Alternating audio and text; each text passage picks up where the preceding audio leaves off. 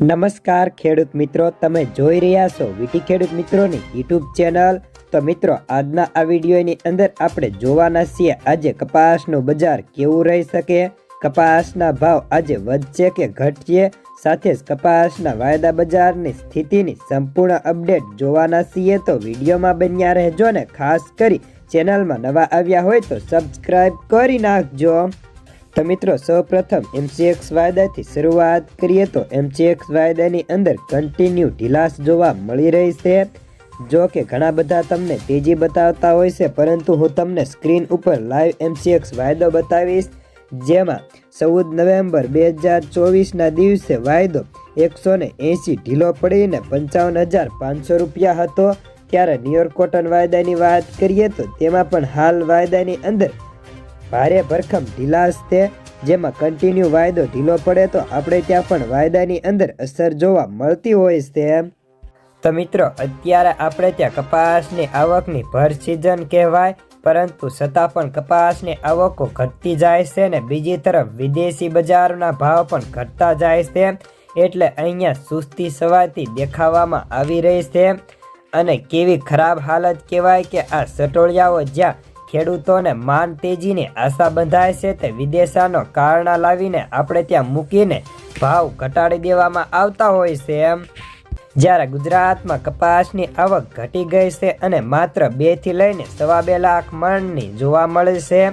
એમાંય સારા કપાસના માલ ઓછા આવે છે ને કપાસના ભાવ યાર્ડમાં રૂપિયા 1300 થી લઈને 1600 સુધી જોવા મળે છે। ખરેખર તો સારા માલના ભાવ અત્યારે રૂપિયા 1650 મિનિમમ હોવા જોઈએ।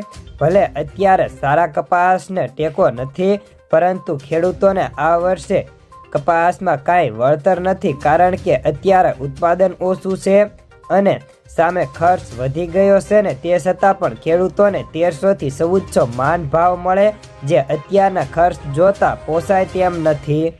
જ્યારે સામે રૂ બજાર અને વાયદા બજાર સતત તૂટી રહ્યું છે, જેમાં MCXમાં રૂ વાયદો હાલ 180 ઘટી 55,500 રાખ્યો હતો, જ્યારે ન્યુયોર્કની મંદીની બમણા આપણા જીનોવાળા બચાવી રહ્યા છે।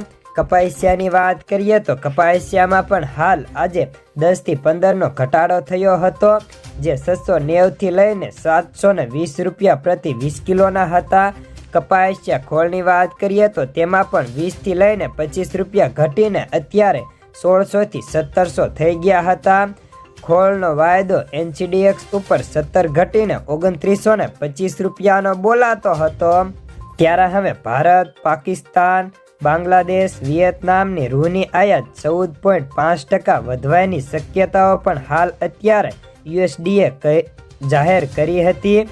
એશિયા દેશોમાં વિશ્વની રૂની આયાતમાં મોટો હબ બનાવવામાં અમેરિકા અને બ્રાઝિલનો ફાયદો છે, જેના કારણે હાલ અત્યારે ભારત, પાકિસ્તાન, બાંગ્લાદેશ, વિયેતનામ આ બધા દેશો બહારથી સસ્તું રૂ મગાવી રહ્યા છે, પરંતુ દેશની અંદર રૂ મોંઘું પડવાના કારણે રૂ લેતા નથી, જેના કારણે પણ આપણે ત્યાં ભારત બજારને ટેકો મળતો નથી।